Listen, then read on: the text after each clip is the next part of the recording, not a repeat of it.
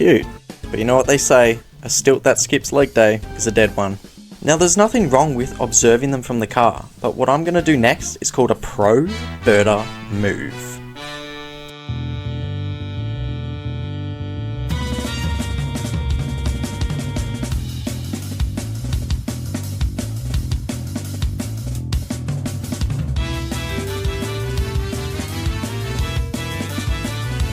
That's right, only the masters of birdwatching can achieve this level of power.